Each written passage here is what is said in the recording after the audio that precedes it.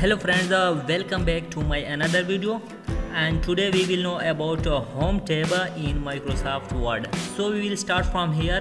First ribbon in home tab. तो दोस्तों अब हम यहाँ पर कुछ टेक्स्ट लिखते हैं।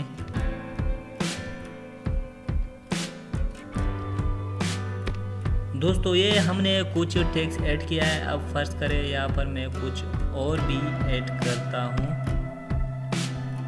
जैसा कि सेफी ऑफिशियल सब्सक्राइब। तो अब दोस्तों मैं चाहता हूँ कि ये सेफी ऑफिशियल टेक्स्ट सब्सक्राइब यहाँ पर ना हो, ये सबसे नीचे हो। तो सिंपल इसको सिलेक्ट करके यहाँ पर कट का ऑप्शन आप लोगों को नज़र आ रहा है, जिसका शॉर्टकट की है Ctrl+X। यहाँ पर क्लिक करके वहाँ से देखो कट हो गया, और यहाँ नीचे में क्लिक करके इस पेस्ट के ऑप्शन पर क्लिक कर देता हूँ, जिसका शॉर्टकट की है Ctrl+V। तो अब दोस्तों देखो ये यहाँ से कट होकर यहाँ आ गया। अब दूसरा ऑप्शन जो है ना कॉपी का, अब हम इस टेक्स्ट को सिलेक्ट करके कॉपी पर क्लिक करते हैं, और हम चाहते हैं कि ये हर पैराग्राफ के आखिर ये लिखा हो। तो इस पर क्लिक करके और पेस्ट। अब दोबारा ये दूसरे पैराग्राफ के एंड पर क्लिक करके यहाँ पर पेस्ट। तो जी दोस्तों, उम्मीद है कि आपको कट, कॉपी और पेस्ट का समझ आ चुका होगा। कट का शॉर्टकट की है Ctrl+X, एंड कॉपी का शॉर्टकट की है Ctrl+C, एंड पेस्ट का शॉर्टकट की है Ctrl+V। उसके बाद फोर्थ ऑप्शन है फॉर्मेट पेंटर। तो इसका मैं आप लोगों को समझा देता हूँ। फर्स्ट ऑफ ऑल इसको पे हम कुछ एडिट करते हैं टेक्स्ट को, कुछ स्टाइल, फॉन्ट, कलर, इसको हम एडिट करते हैं। तो देखो दोस्तों, इसको हमने एडिट किया है। इसको सिलेक्ट करके ये हमने एडिट किया है, बोल्ड इटालिक भी किया है। अब हम चाहते हैं कि ये जो एडिट है ना, पहले से जो एडिट किया हुआ है, इसको यही राइट हमें नीचे भी होना चाहिए, यही स्टाइल, यही एडिट नीचे भी होना चाहिए। तो इसको हम सिंपल सिलेक्ट करके फॉर्मेट पेंटर पर क्लिक करते हैं, और नीचे जो भी पैराग्राफ हम इसी तरह बनाना चाहे उसी को सिलेक्ट करते हैं। तो देखो दोस्तों, वो उसी तरह बन जाएगा। फिर फॉर्मेट पेंटर पर क्लिक करके अगर हम एक वर्ड को उसी तरह बनाना चाहते हैं, तो सिर्फ उसी वर्ड के बीच क्लिक करते हैं, वो उसी तरह बन जाता है। फिर दोबारा फॉर्मेट पेंटर पर क्लिक करके हम इस पूरे पैराग्राफ को उसी तरह बनाना चाहे, तो पूरे पैराग्राफ को सिलेक्ट करके क्लिक करें, बस वो उसी तरह बन जाए। तो ये था हमारे पास होम पेज का पहला रिबन। अब हम पढ़ेंगे दूसरे रिबन के बारे में। तो सबसे पहले मैं इसको Ctrl+Alt और डिलीट ख़त्म कर देता हूँ।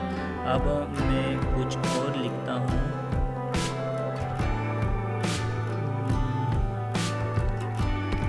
जी दोस्तों, अब सबसे पहले हमारे पास है फ़ॉन्ट स्टाइल।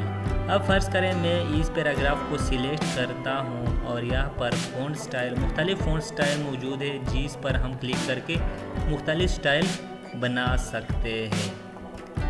फर्ज करें मैंने इसको ये स्टाइल किया, और दूसरे पैराग्राफ को मैंने सिलेक्ट किया, इसको मैंने दूसरा स्टाइल दिया। अब तीसरा पैराग्राफ मैं वैसे के वैसे छोड़ देता हूँ। तो ये था हमारे पास फ़ॉन्ट स्टाइल। उसके साथ जो है आपको नज़र आ रहा है फ़ॉन्ट साइज़, इस पर हम क्लिक करके पहले पैराग्राफ को हम सिलेक्ट करते हैं, उसके बाद उसके साइज़ को हम छोटा बड़ा कर सकते हैं इसी के हिसाब से, और उसके साथ जो शॉर्टकट की भी दिया हो इसी के हिसाब से भी हम छोटा बड़ा कर सकते हैं पैराग्राफ। अब आगे और ऑप्शन जो हमारे पास मौजूद है बोल्ड, जिस भी पैराग्राफ को हम बोल्ड करना चाहे उसको सिंपल सिलेक्ट करके उसको बोल्ड कर सकते हैं। यानी कि इसको हम बोल्ड करना चाहें तो सिंपल इस पर क्लिक करके इसको बोल्ड कर देते हैं। ये बोल्ड हो गया, ठीक है। वहाँ पर पता नहीं चलता क्योंकि वो सारा इस तरह स्टाइल है। अब ये नीचे वाले पे मैं आपको दिखा दे तो ये देखो लुक नज़र आ रहा है चेंजिंग, ये बोल्ड हो चुका है। अब इसको मैं फर्स्ट करें इटालिक भी कर देता हूँ। तो यहाँ पर आई के निशान पर क्लिक करके इटालिक भी होता है, जिसका शॉर्टकट की है Ctrl+I, और बोल्ड का Ctrl+B शॉर्टकट की है। उसके बाद जो आता है अंडरलाइन, इसको हम अंडरलाइन भी करता है, जैसे भी हम चाहे उसको अंडरलाइन भी दे सकता है। उसके बाद आगे एक ऑप्शन आ रहा है स्ट्राइक थ्रू, यानी कि जो भी टेक्स्ट हमें अच्छा ना लगे या जो भी टेक्स्ट सही ना हो, हमें सही ना लगे, उसको स्ट्राइक थ्रू भी कर सकते हैं। यानी कि पहले से हमने कोई डॉक्यूमेंट्स क्रिएट किया है तो उसमें कुछ चेंजिंग, कुछ गलतियाँ हमसे हो चुकी है, तो उसको चेंजिंग के लिए हम सिर्फ उसी टेक्स्ट पर स्ट्राइक कर देते हैं और उसी के आगे हम ब्रैकेट में नया हर्फ जो सही हमें लगे वो यहाँ पर लिखते हैं। उसके बाद आता है एक्स का ऑप्शन जो आप लोगों को नज़र आया, ये बेसिकली मैथ के फार्मूले के लिए होता है। जैसा कि हम यहाँ पर लिखते हैं H2O। अब हम इस O को सिलेक्ट करके इसको नीचे ले आता है तो ये देखो फार्मूला बन गया H2O। अब फर्स्ट करें हम लिखते हैं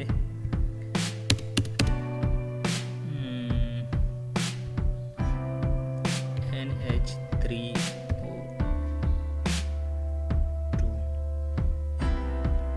तो इसमें हम इस 3 को नीचे फार्मूला बनाता है या स्क्वायर पे ले या ऊपर ले जाता है, स्क्वायर की तरह हम कहीं भी ले जाता है, ये फार्मूला बन जाता है। मैं आपको फिर से दिखाता हूँ H2O वाला फार्मूला। इसमें मैं 2 को स्क्वायर में ले जाता हूँ तो सिंपल सा x के ऊपर जो है ना उस पर क्लिक करके, जिसकी शॉर्टकट की Ctrl+Shift+ ये ऊपर हो जाता है। उसके बाद दोस्तों हमारे पास आता है टेक्स्ट इफ़ेक्ट। ये मुख्तलिफ़ किस्म का इफ़ेक्ट होता है, इसमें हम टेक्स्ट को मुख्तलिफ़ किस्म का इफ़ेक्ट दे सकते हैं थ्रू टेक्स्ट इफ़ेक्ट। सिंपल यहाँ पर क्लिक करके आप लोगों को बहुत सारा इफ़ेक्ट नज़र आ रहा है, जिस पर हम क्लिक करके मुख्तलिफ़ इफ़ेक्ट दे सकते हैं टेक्स्ट को। तो इसको मैं कई और इफ़ेक्ट देता हूँ और इसको हम दे सकते हैं आउटलाइन भी दे सकता है, आउटलाइन कलर भी दे सकता है, चेंज कर सकता है, आउटलाइन बढ़ा भी सकता है, कम भी कर सकता है इसी के थ्रू। और उसके बाद शेडो भी दे सकता है, मुख्तलिफ़ किस्म का शेडो भी हम दे सकता है अपने टेक्स्ट को। तो देखो मैं आप लोगों को रिफ्लेक्ट भी दे सकता है, यानी कि टेक्स्ट को हम मुख्तलिफ़ स्टाइल दे सकता है रिफ्लेक्ट। अभी इसको मैंने रिफ्लेक्ट किया, मिरर बनाया। उसके बाद जो ऑप्शन है ग्लो, ग्लो भी हम दे सकते हैं, जैसा कि ये मैं ग्लो दे रहा हूँ, ये ग्लो बन चुका है। तो जी दोस्तों इसी के साथ टेक्स्ट इफ़ेक्ट का ऑप्शन हम समझ चुके हैं। यानी कि टेक्स्ट इफ़ेक्ट में बहुत सारे ऑप्शन है। फर्स्ट ऑफ ऑल ये जो ऑप्शन आप लोगों को शॉर्टकट नज़र आ रहा है, उसके बाद आउटलाइन है, शेडो है, रिफ्लेक्शन है, ग्लो है। इस पर आप प्रैक्टिस करके मुख्तलिफ बहुत अच्छे डिज़ाइन क्रिएट कर सकते हो। उसके बाद हमारे पास जो आता है टेक्स्ट हाईलाइट कलर, जिसको हम जिस भी टेक्स्ट को हाईलाइट करते हैं उसी पर सिंपल क्लिक करके उसी को हाईलाइट कर सकते हैं। उसके बाद टेक्स्ट कलर है, हम जिस भी टेक्स्ट को सिलेक्ट करके उसका कलर इसी के थ्रू चेंज कर सकते हैं। उसके बाद हमारे पास जो ऑप्शन रह गया ये चेंज केस, इसको हम मुख्तलिफ तरीके से यूज़ करते हैं। यानी कि फर्स्ट है सेंटेंस केस। जिस भी पैराग्राफ को हम सिलेक्ट करके उसके ऊपर सेंटेंस केस अप्लाई करते हैं तो वो सेंटेंस केस बन जाता है। और अगर हम लोअर केस अप्लाई करते हैं तो ये लोअर केस यानी कि सारे छोटे हर्फ बन जाते हैं। और उसके बाद है अपर केस। अपर केस हम अप्लाई करते हैं तो ये देखो सारे अपर केस में चला जाता है। उसके बाद है कैपिटलाइज ईच वर्ड, यानी कि हर वर्ड का पहला हर्फ कैपिटल होगा।